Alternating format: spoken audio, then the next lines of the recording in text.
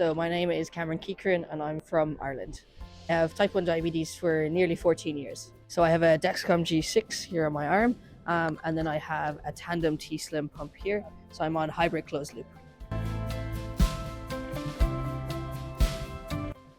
So I was really interested in DDoC from the point of view of being able to get access to scientific conferences and having, I suppose, being able to challenge researchers from a perspective of living with diabetes, that, we're not just numbers on a paper, we're not just, life expectancy rates or mortality rates and things that they can measure, that we have real lives, we're real people, and we have real ambitions that we want to achieve.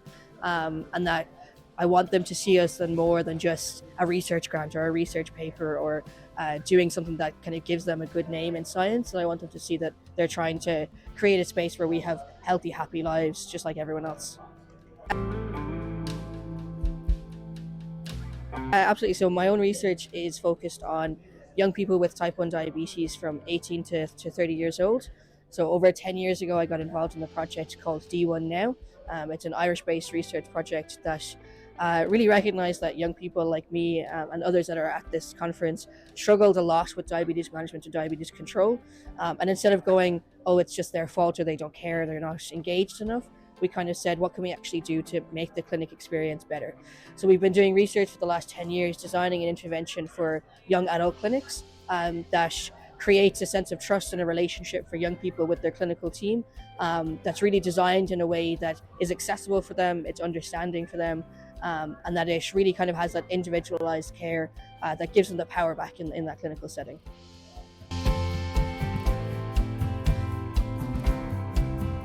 Yeah, I think researchers who are trying to work with folks not just with diabetes but with all different types of lived experience oftentimes do it too late. So they've designed an intervention, they've designed a research study, and then they have this light bulb moment to say, oh wait, maybe we should ask someone that has this condition. And in my opinion, that's too late to get someone involved.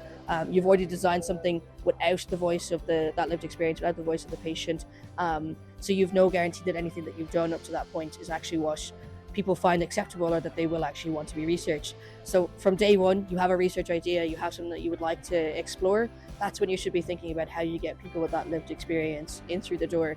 How do you bring them along? How do you make them collaborators on your research project? How do you make them co-creators, co-researchers in a meaningful way, that you pay them for their time, you pay them for their expertise, you value the contributions that they make just like any other academic or any other advisor you would have on that research project, and you take on board what they have to say. It's a two-way conversation, it's a two-way street. Us with the lived experience aren't necessarily always going to understand what the research is trying to do, but vice versa, you're not necessarily always going to understand what's important to us. So finding compromise, listening to each other, finding places where we can move and change things, and designing something that ultimately, at the end of the day, benefits people with that lived condition is what we're all hoping to achieve from. So by us listening and having really good conversations from the very beginning, we can actually achieve really good, meaningful research.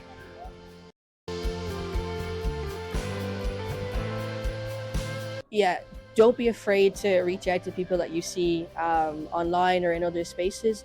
I know for me, it's certainly something that has held me back before, where I see people doing really incredible things and I think, oh God, they don't want to talk to another person with diabetes, or they don't want to talk to me, or they're not going to have time for what maybe the questions that I have. But the diabetes community is so open, it's so giving. It's a space where we all learn together. So definitely take that first step, maybe join an advocacy group, join an online space, maybe reach out to someone that you've seen posting content, and make those connections. Applying for programs like DDoC is really important. You can meet people. You don't have to have any other experience in advocacy other than you want to be more involved, you want to use your voice, and you want to be part of something maybe bigger than what you currently are. Yeah, I think sometimes when we talk about advocacy, particularly around young people, we we kind of we create a space where we look at it being like, oh, isn't it great that young people are speaking up, and isn't it great that young people are getting involved? And I think that that's the wrong way that we should be looking at it. We should be encouraging young people to have their voice heard just like everyone else. We should be empowering young people to know that using their voice is okay. It's accepted, it's wanted, it's empowered, it's valued. And not that it should be the exception to the rule. Every young person who goes through a diabetes clinic should feel they're empowered to use their voice to get the care that they need.